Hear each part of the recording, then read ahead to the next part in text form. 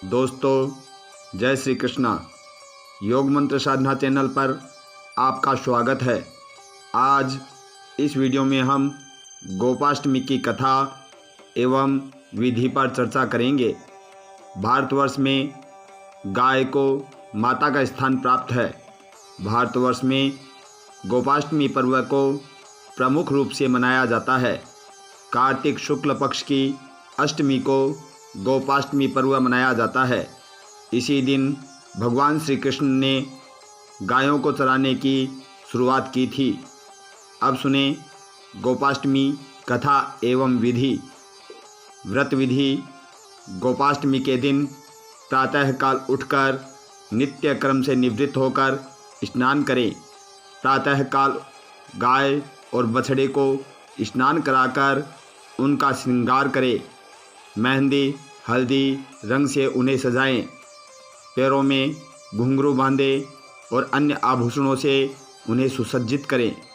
गायों का पूजन अक्षत, रोड़ी, गुड़, धूप, दीप, वस्त्र तथा जल से गाय का पूजन किया जाता है और उनकी आरती उतारी जाती है। ग्वालों को उपहार देकर उनका भी पूजन किया जाता है।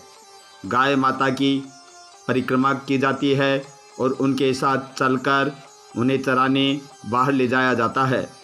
जब शाम को गाय घर वापस लौटती है तो उनका पूजन किया जाता है और उन्हें हरा चारा और गुड़ खिलाया जाता है। जिनके घरों में गाय नहीं होती है वह गौशाला जाकर गायों की पूजा करते हैं और दान करते हैं। इसी दिन कृष्ण जी की पूजा भी की जाती है। ऐसी मान्यता है कि गोपाष्टमी के दिन गाय के नीचे से निकलने वालों को पुण्य मिलता है। गोपाष्टमी कथा। जब कृष्ण 6 वर्ष के हुए तब माता यशोदा से कन्हैया ने कहा, मैया मैं अब बड़ा हो गया हूँ, बछड़ों को नहीं बछड़ों के साथ गैया को भी चराने ले जाऊँगा। माँ यशोदा ने कृष्ण को समझाया, कृष्ण अभी तू छोटा है, बालक है, थोड़ा बड़ा हो जा, बाद में गैया चराना। लेकिन कन्हैया कहाँ मानने वाले थे। तब माँ यशोदा ने कहा, जा अपने बाबा से पूछ ले। तब कान्हा नंद बाबा के पास जाकर कहा, बाबा अब बछड़े नहीं साथ में गैया भी चराऊँगा। तब नंद बाबा ने भी समझाया लेकिन कान्हा नहीं माना। तब नंद बाबा ने कहा, ठीक है, पंडित जी से मुहूर्त निकलवाएंगे। तब कृष्ण तुरंत पंडित जी को बुला लाए। तब नंद बाबा ने कहा, पंडित जी गौचारण का मुहूर्त निकाले। तब पंडित जी मुहूर्त देखते देखते हैरान रह गए। तब नंद बाबा ने पूछा, पंडित जी क्या हुआ। तब पंडित जी ने कहा, बड़ा आश्चर्य है, अभी इसी समय गौचारण का मुहूर्त है, इसके बाद 1 साल कोई मुहूर्त नहीं है। शायद ये भगवान की ही इच्छा थी। गायों के साथ साथ ग्वाल बाल भी तैयार होने लगे। कान्हा को उसी समय गौचारण के लिए तैयार किया गया। माता यशोदा ने कान्हा को चरण पादुका पहनने को दी। तब कान्हा ने कहा, मैया पहले गैया को चरण पादुका पहनाओ, इसके बाद मैं पहनूंगा। ये सुनकर मैया भावुक हो गई और कान्हा नंगे पांव ही चले गए। पहली बार जब कान्हा गाय को चराने के लिए लेकर गए थे उस दिन कार्तिक शुक्ल पक्ष की अष्टमी तिथि थी। उसी समय से इस दिन को गोपाष्टमी के रूप में मनाया जाता है।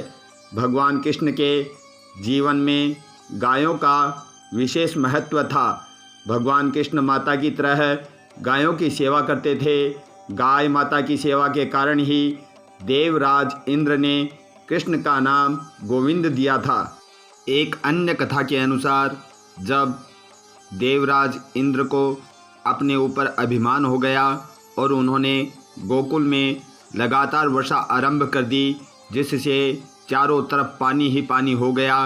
देवराज इंद्र के अभिमान को चूर करने के लिए भगवान श्री कृष्ण ने अपनी कनिष्ठा उंगली पर गोवर्धन पर्वत को धारण कर ब्रजवासियों को इंद्र के प्रकोप से बचाया था। इंद्र का प्रकोप लगातार 7 दिन तक भयंकर बरसात के रूप में ब्रजवासियों पर बरसता रहा और भगवान कृष्ण कनिष्ठा अंगुली पर गोवर्धन पर्वत को धारण किए रखा। तब देवराज इंद्र के अहंकार का नाश हुआ और देवराज ने क्षमा याचना की।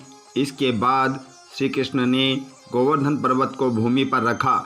ये दिन कार्तिक शुक्ल पक्ष अष्टमी तिथि थी, जिस दिन इंद्र ने हार मानी थी। इसलिए बंधुओं, गौ, गोप, ग्वाल की पूजा करने से भगवान कृष्ण की कृपा प्राप्त होती है। गौ माता की सेवा हमेशा करनी चाहिए, क्योंकि गौ हमारा रक्षण माता की तरह करती है और गौ माता ने सभी देवताओं को अपने शरीर में स्थान देकर उनका रक्षण किया। इसलिए सभी देवताओं का निवास जिस गौ माता के शरीर में है, उन गौ माता की नित्य सेवा करनी चाहिए। अगर आपको ये वीडियो अच्छा लगे तो चैनल को लाइक करें, शेयर करें और सब्सक्राइब करें। जय श्री कृष्णा।